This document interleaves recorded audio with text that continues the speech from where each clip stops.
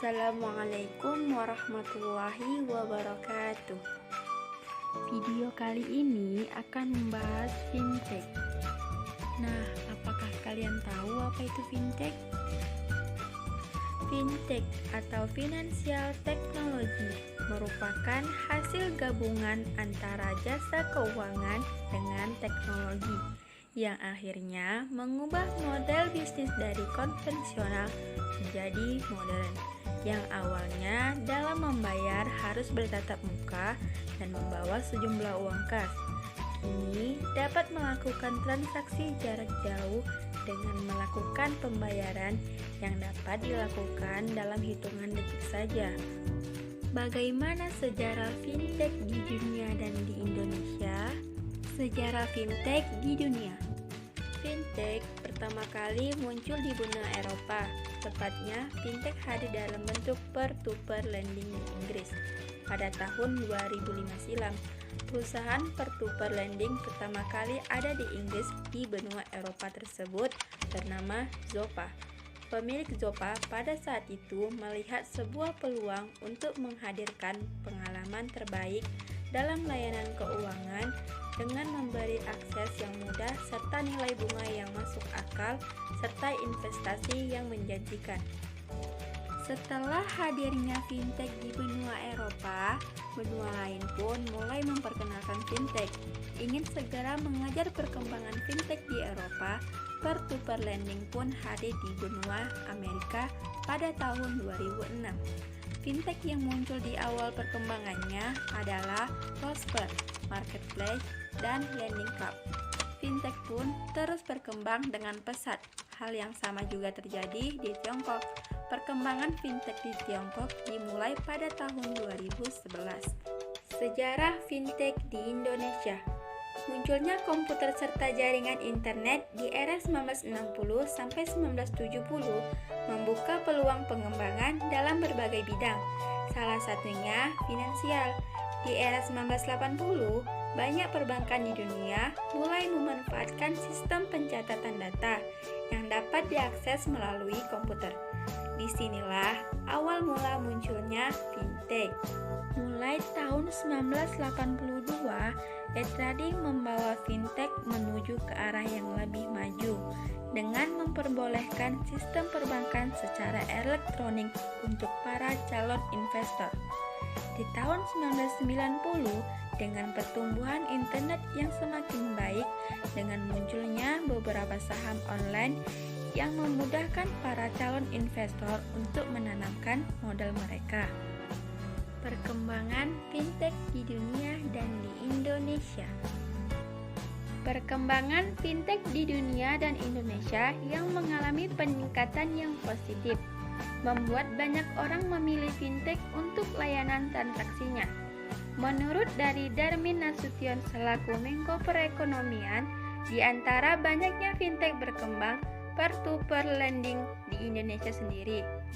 Fintech mulai berkembang dan dikenal sekitar 3 tahun ke belakang, pada tahun 2015. Apa saja sih kelebihan dan kekurangan fintech? Kelebihan fintech, layanan yang efisien, prosesnya cepat, informasinya cepat, memudahkan akses pinjaman, mudah dalam melayani konsumen, keamanan terjamin, dan mudah disetujui dalam 24 jam. Kekurangan dari fintech: rawan penipuan, biaya bunga lebih tinggi, wajib terkoneksi internet, belum semua mengerti penggunaan teknologi, dan diperlukan biaya besar untuk memulai perusahaan. Pengaruh fintech terhadap perbankan. Transaksi di teller berkurang, jumlah nasabah yang melakukan transaksi langsung ke teller menurun karena penggunaan teknologi online banking memberi beragam kemudahan transaksi tanpa harus datang langsung ke bank. Akses 24 jam 7 hari seminggu, transaksi perbankan secara online dapat dilakukan kapanpun dan dimanapun. Tindak pencurian data nasabah bank meningkat.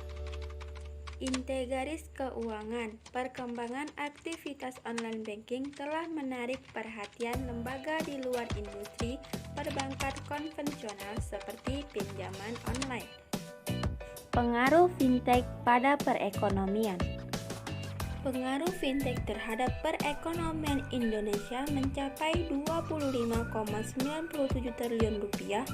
Perkembangan fintech di Indonesia mampu meningkatkan produk domestik bruto atau PDB sebesar 25,97 triliun rupiah, baik secara langsung maupun tidak langsung.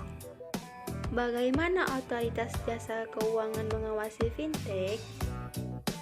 OJK dalam mengawasi industri fintech melalui pendekatan yang paling sesuai dengan karakteristik fintech, yaitu pendekatan disiplin pasar yang berfokus pada perlindungan konsumen.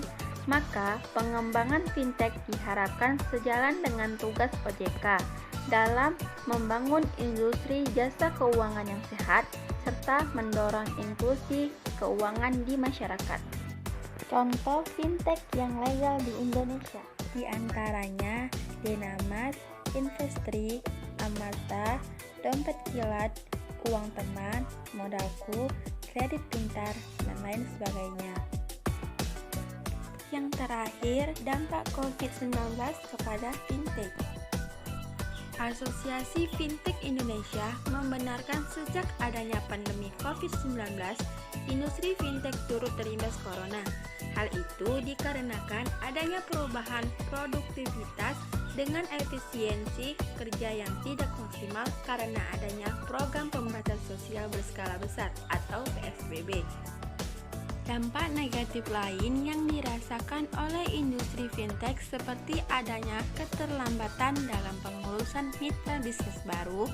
Fintech mengalami penundaan dalam pelaksanaan aktivitas bisnis, penurunan permintaan konsumen, dan jumlah pengguna. Itu tadi penjelasan tentang fintech. Semoga video kali ini bermanfaat untuk kita semua. Terima kasih. Wassalamualaikum warahmatullahi wabarakatuh.